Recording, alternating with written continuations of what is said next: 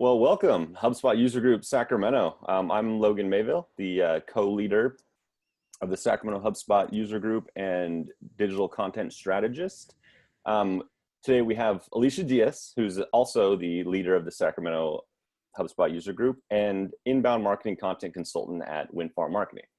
Hello. We also have Justin Champion, who is the principal inbound professor at HubSpot, author of the new book, Inbound Content, a step-by-step guide to doing content marketing the inbound way, digital nomad, and Airstream enthusiast. So happy to have you, Justin. Yeah, thanks for having me. So the reason we have Justin on this video today is he's actually teaching a live 2-hour interactive workshop titled Trailblazing Your Content Marketing Strategy in Sacramento, coming up at the end of the month. So on Tuesday, June 16th, from 9:30 to noon at the Windfarm office in Roseville, he'll be here live teaching inbound marketers kind of his new framework. Attendance is free, and we encourage you to sign up at sacramento.hubspotusergroups.com. And here's a quick little soundbite of what you might learn there. I'll let Justin expand on this soon here. But in this workshop, you'll learn how to efficiently create a resource-driven website page by identifying a series of topics you want your business to rank for on search engines. If you're somebody who wants to identify a long-term content marketing strategy framework for your business, this workshop is for you. So well put, right? Yeah, that was a great soundbite, and really that's the whole goal of this. I've done a lot of research. I did a workshop last year that was similar to this one, but this one was more of like the sophomore piece, like what comes after that. And I learned a lot of issues that people had with planning long-term content strategies, like what sort of things should you be doing? Like what sort of tasks should you be doing in the short term? But how can you think bigger picture so that the tasks that you're doing have something to grow into? And that's exactly what this workshop's going to help you understand. Okay, very cool.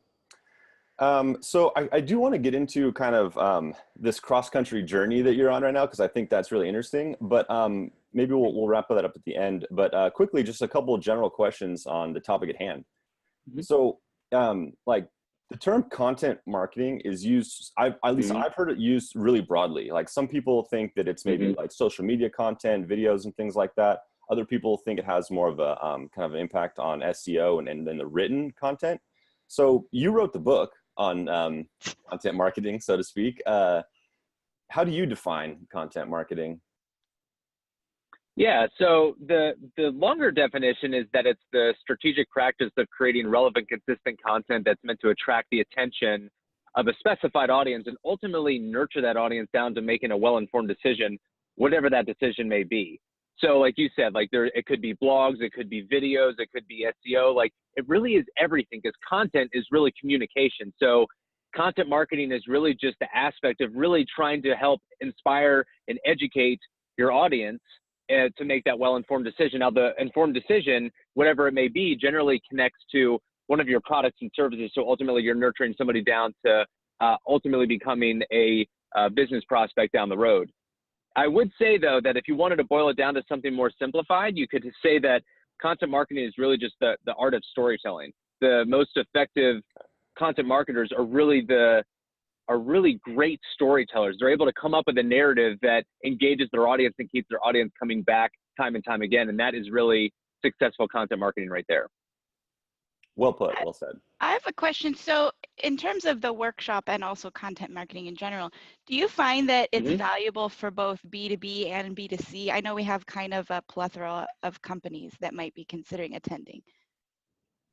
Yeah, so B2B, I specifically built the workshop to focus on how content can help transform your business when you think about planning it out and really creating a digital footprint for yourself. So I have examples that are B2B, they're B2C, they're large organizations, they're small organizations, and there are many different industries within those different areas. So I've done a pretty good job of making sure that we cover the entire gambit. One thing I would say is that this framework is really going to help individuals that aren't trying to rank locally. So like if they're trying to rank, for instance, like Seattle SEO, we can definitely assist you with that in this workshop, but really who's going to be getting the value are people who are trying to become subject matter experts on specific topics that they would want to rank for on search engines. So again, if you're trying to rank locally, we can help you out, but that's not necessarily going to be the what we're going to emphasize in the content we're going to be going through on the workshop. Got it. Thanks. Okay, makes sense. Mhm. Kind of segues into my next question, actually. So Oh, good. that said, I mean, what are some mistakes you see organizations making with content marketing? I think the big one is that people are just so eager to get results that they just want to start immediately. You know, maybe they want to start creating blog posts or videos, and they might find success in the short term, but really the problem is that if you try to build a house without a blueprint, you know, you might build a bedroom, but then maybe you're not going to understand how the rest of the house is going to come together. So I think the biggest thing, when I started off at HubSpot, I was a customer success manager where I had 200 customers that I was working with. And I saw that as an opportunity for me to run some different experiments and betas in my own funnel. And what I realized is that I noticed this issue that organizations were having, again, whether it's B2C, B2B, whether it's large or small, where they didn't really, and this isn't all organizations, but the majority of organizations I've worked with, they don't really understand how to plan content out in a way that's going to grow exponentially over time, meaning that if you have 52 weeks in a year and you have all these different content tasks, it's almost like they're segmented. There's different strategies for different channels, and it's not integrated. So what I want to help do with this workshop, and really my main goal with how I educate and inspire people with HubSpot Academy, is breaking down these walls and thinking about what are you trying to communicate to your audience and how can you use these channels as a way to disseminate that or get that information out there into the world. And that's really the important thing, is telling a cohesive story. So no matter where somebody's engaging with you, whether it's social media, whether it's a YouTube video, whether it's a blog post, or whether it's a piece of content on your website, that you're telling a cohesive story and everything is connected. So wherever somebody's finding you, you're making sure you're directing them to the portion on your website or wherever you want to direct them to ultimately how they can continue building a relationship with you, because that's what's most important. Okay. Nice. So if you're talking about getting, like you mentioned, social media, is there a place for paid advertising, do you think, or in content marketing, or is that a different beast in and of itself? No, 100%. I think paid media is definitely a major facet of content marketing, because think of it this way. Larry Kim, who is the founder of WordStream, which is a PPC company out of Boston, Massachusetts, he does this so well. I love watching him because I get so many ideas when I see what he does. So what he does on his Twitter page, he'll tweet different things, and every once in a while have a tweet that works really well. And when it works really well, he attaches ad spend to it. So when he's tweeting, it's all organic. He's not spending money. But then once something starts to catch and people tend to share it or like it more than normal, he'll boost it. He'll add ad dollars to it. And then if it keeps doing really well, then he'll even build that content maybe into a blog post or something else. So really what I see paid media as, from a content marketing perspective, is being strategic with it.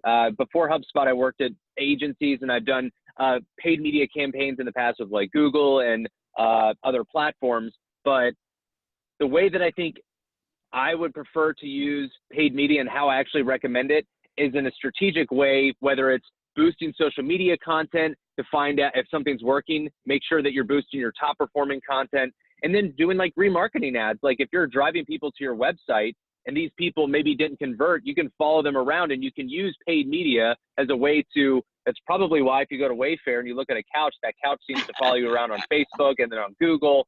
So I think paid media is definitely something that should be part of your plan. It's just you want to be strategic with your ad spend so that you're using it in the areas that you can get the most impact, as opposed to just doing ads to get visibility. Right. That makes sense. And I like the idea of picking up something that's already kind of blowing up, so you're not just like forcing something that maybe isn't of interest. Exactly. So you should almost think of what you're, oh, I'm sorry, you go. No, finish, please finish. I was just going to say, the whole goal is that, like, as a marketer, or let's just say as a storyteller, right? Like, I don't always like saying content marketing as much as I like. I think storytelling is really what we're doing here. That's like it's business storytelling, if you will. Not everything you're going to do is going to work. Not every social post is going to be successful. Not every blog post is going to be successful. So going into the mindset of that and not feeling deterred when you don't get results immediately, you're not getting results on all your content. The goal should be that you're constantly, think about it like training for a marathon. You're constantly working, you're constantly training. It's not like you might have a sprint where one thing does well, but once you find something that works, think of everything that you're doing as training. And once you find something that your audience likes, give them more of it. Find a way to expand on it. That's why my biggest tool set that I recommend for content marketers is being a repurposing expert, understanding how to take your content. And once something does well, growing it, turning the snowflake into a snowball, turning that snowball into a snowman. That's Really a good good point. analogy. No, I love that idea that like the marathon, not a sprint. I think of it almost kind of like going to the gym. Like you cannot lose if you go to the gym. It may not be the best workout you've ever had, but as long as you show up consistently, you're gonna win. And the idea of I like that analogy too. Publishing, well, because there's some areas where there's a risk to showing up where you could damage your score in gaming or whatever you want to call it, but this doesn't appear to be one of those situations. You reminded me in terms of not everything is going to work that you publish. I think that was a really good point. And Larry Kim expanded on that with his donkeys and unicorns post. And yes, I love it. That's such a great post. You only support the things that work well organically with paid. You don't need to spend money on your donkeys, so to speak. So interesting point for anyone following up with just Google Larry Kim donkeys and unicorns and you're in for a little treat. I feel like that is animal, something against animals. No.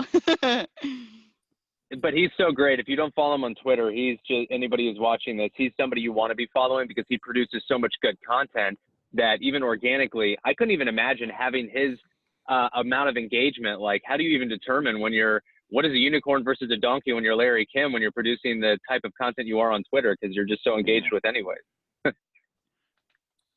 Okay. So, all right. So in this workshop that you're coming to Sacramento on June 26th to do a live workshop with folks around here, it's not just kind of this general concept of concept marketing and definitions and such. It's more of a framework for like you mentioned a couple things that were really interesting to me. Repurposing your content, being topical, not location based, and maybe just if you could list a couple other things that you're going to cover, that would be great. Yeah, definitely. So the first piece is understanding your business's why. So why are you creating content in the first place? So I said the biggest issue that people have when they're starting creating content or trying to increase their digital footprint by creating content is they just start creating content immediately and they don't really understand what their business stands for, or how they're trying to make a difference in their audience's lives.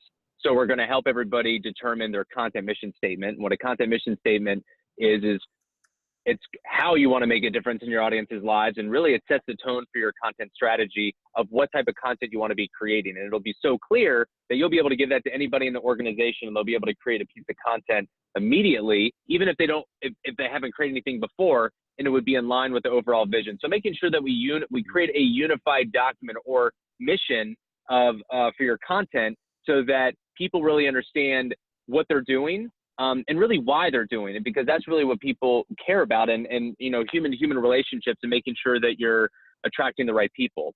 The other thing is that the framework is a really important piece. One thing that I've always been excited about throughout my life is coming across like a complex issue and trying to break it down and tell it in a simplified way. And that's really what I feel that this workshop's going to help with. Is the goal is that we're going to be prescriptive. You are going to do stuff. You are going to come in.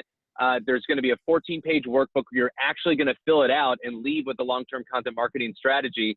But really my main goal is to help people have this mindset shift where now they understand from a prescriptive level how to do this, but then they continue growing. They continue being curious and questioning and doing their own experiments. So on one side, I want to help people build out a strategy so they can leave and they go back to their business and they can make that impact immediately. But on the other side, I want to help people have this mental shift where they're able to solve problems on their own and grow past what they actually learn in there, and be more descriptive with those specific tactics that we'll be talking about. Wonderful. A little bit like teaching to fish while also providing some fish. Exactly right. It's we're a hatchery, but we're going to supply you with poles. I love all these analogies. I wouldn't say I understand all of them. I know, we're crushing it. Love it. This is more of a technical question, but I know you work for HubSpot, you write for HubSpot.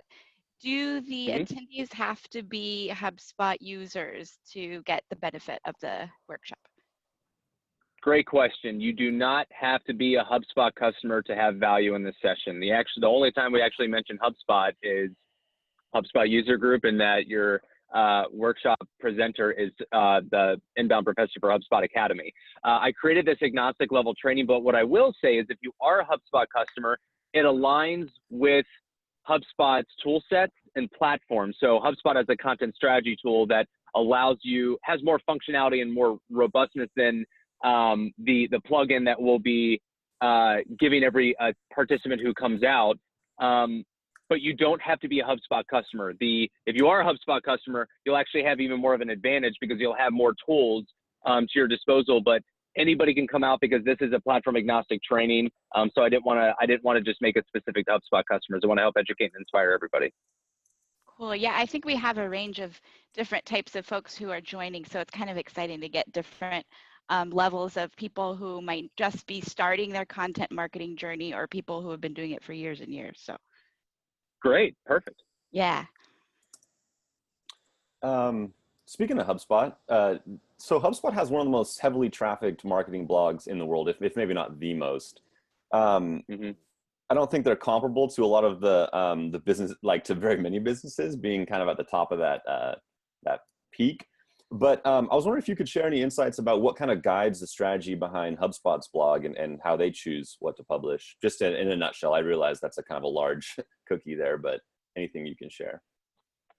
Yeah. So I think there's a couple of main factors there. So HubSpot was really the creator of like the inbound movement over a decade ago.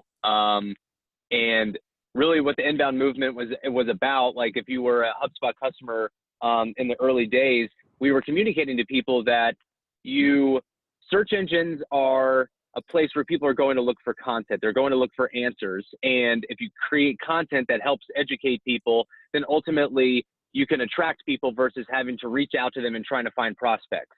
So HubSpot really, I hate the analogy, ate our own dog food. Let's not use that one. We really we practiced what we preached. So we told other people about this concept of creating content that's meant to help educate people, attract them, and ultimately nurture them down to becoming a customer. And that's exactly what the HubSpot marketing blog did. Like in the early days, we created a lot of content. So that's the first thing, is making sure that you are creating a significant amount of content. Now, the second thing is that you need to create quality content, right? Like, because a lot of people, when they're creating a lot of content, the quality of that content can go down. And if you're just creating a lot of content, it's like going to the gym and trying to work out without any weights. Like you're not really doing much. But because HubSpot created so much content for so many years, and the content was very there was a lot of quality behind it. We were really thoughtful about the content.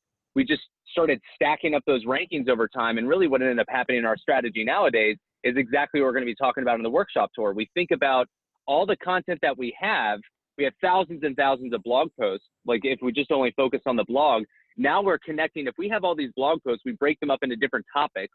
And then we think about, what are these blogs trying to communicate? What are they essentially, if we wanted to continue educating somebody from this blog post, what can we connect them to? And we call that a pillar page. A pillar page is really a broad website page it's a website page that covers a broad topic in depth and is linked to a cluster of related content. So that cluster of related content nowadays, we use our blog as a way to get attention to the most important pages on our site. And that's exactly what we're going to be teaching to people in the Sacramento workshop at the end of the month. Wonderful. I'm really excited to see all this kind of presented with graphics and workbooks and everything that you got, because I think it touching on some really cool things here, and I think people should be looking forward to this. Okay. Alicia, any questions about any of that? No, just kind of one comment that I think it's interesting about HubSpot is, the practicing what you preach kind of a thing. I think a lot of companies suffer from being able to tell other people what to do, but internally they're really bad at it.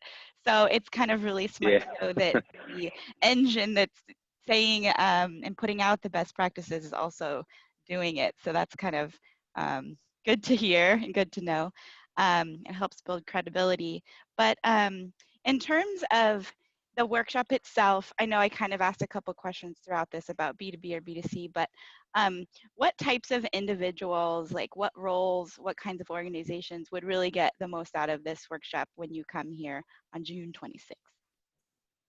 Yeah, so I think the organizations that are going to get the most value, at a baseline, you have to be in the business of creating educational content. There are some businesses where there's not much educational content that needs to be produced because people don't need to be educated, and the sales process is a little bit different.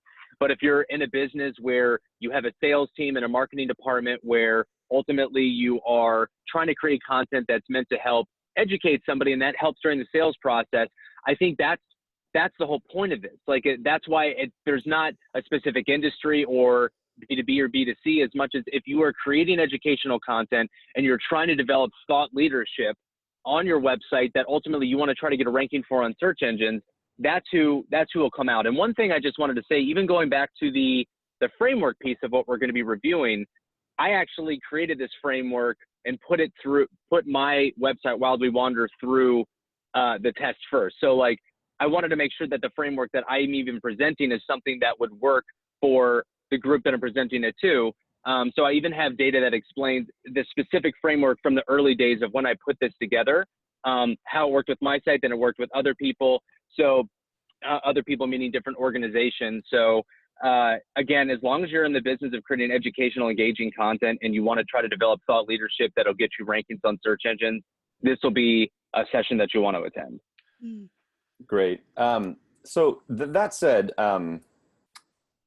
in order to prepare for this workshop, we definitely recommend that you guys go to sacramento.hubspotusergroups.com, register, read the information there. Is there anything else specifically that you'd like to see people do to prepare to get the most out of this workshop? Yeah, so I think a couple of things. If you want to go to hubspot.com/content, this is a page that I've created. It's a resource page that explains all the different content marketing theme trainings that I've developed over the past couple of years with HubSpot Academy. If you have time, I might recommend checking out some of the free lessons on blogging, maybe generating content ideas on that page. I think any of those pieces of content are going to be helpful going into that session. I think having somewhat of an understanding of content marketing going into the session is going to help, because I'm not really going to be reviewing what makes a successful blog post. I'm more or less going to be expecting people coming out with that knowledge as a content creator. So I think having just a well-rounded foundation of understanding the ins and outs of content marketing, and you really should be a practitioner right now. If you're a practitioner, you're going to get the most value out of it, because you're going to say, well, I'm already doing these things. If I do this other thing, maybe it would be something that can help me maximize my impact and value. So I would say someone who's a practitioner would be really important. The other thing I would say is try and download the Keywords Everywhere plugin before the event. I've done this a couple of other events where people waited to the day of. You definitely will get value if you do it the day of, but if you come with the Keywords Everywhere plugin and your laptop, you will be able to get the most out of activity time. Because here's the problem, right? Like, I have so much energy and excitement for this subject matter. I could be out there for an entire day, but we only have 2 hours. And if you're going to have 60 minutes of workbook time of building this long-term strategy, the more you come prepared with items, the more time you'll have for activities, and I'll even be able to assist you coming around the room. Very cool. That's good advice. Okay. Well, again, for everyone watching, this is Justin Champion. He's currently on a cross-country roadshow doing these 2-hour interactive workshops. He recently published a book it's available on Amazon. It's an actual book with pages and everything. Is this right? Yeah, it is. It's got a cover. It's got a front cover and a back cover. And I'm going to bring 5 copies also, by the way. So anybody who comes out, we're going to be giving away 5 copies for people in attendance. And the cool thing about this book is it offers different activities. So after each chapter, you will be able to help yourself transform into an effective content marketer. But most importantly, if you don't already have your content marketing certification from HubSpot, if you read the book, you're already ready to take the final test. So I wanted to make sure that anybody who finished the book, why not offer another incentive of now you can actually go get your certification from HubSpot, which is a globally recognized credential. Wonderful. So again, this is Justin Champion. I actually found him on Twitter at Justin R. Champion. And I'm not going to spoil anything, but if you head over to his Twitter profile, you're going to have a little Easter egg that is pretty interesting to find at the top of his page. So how else can people stay connected with you on this on your journey for, well, your actual literal cross country journey in an Airstream, and also sort of this content marketing educational journey that you're on? Yeah, so there's a couple ways you can connect with me. I would say Twitter would be the best way. I monitor that every day. I'm really, anybody who's engaging with me, I'm going to engage back with you. If you're going to take the time to talk to me, obviously I'm going to talk back to you. So I think Twitter, Justin, our champion, that would be the best place to engage with me from like a marketing perspective, and really just following the travels and things that are coming up from a more of stuff that I do on the side. And I am documenting this lifestyle, and I'm actually creating a side brand, Wild Bee Wander, which teaches people how to live an alternative lifestyle. Again, taking the framework that I've learned and I'm teaching, and I'm applying it to my own website. And if you go to Instagram.com/wildwewander, WANDER, some people say wonder, so I want to wander. Maybe, I don't know if it's the way that I say it. You can actually follow what we're doing there. And then wildwewander.com. If you're interested in trying to live a life this way, my goal is to help educate and inspire people how to live that alternative lifestyle. Very cool. Well, thanks for joining us. Alicia and I are super excited about this workshop. Again, that's June 26th, 9:30 in the morning till about noon at the Wind Farm Marketing offices in Roseville. It's going to be really fun. Like I said, we're really looking forward to it. So thank you for being here, Justin, and we'll let you get back to whatever it is you do, you know, on a daily basis, trying to get on the road. So anyway, thanks again for joining us. Yeah, and thanks for having me. I'm excited to see everybody when I get out there. Yeah, safe travels.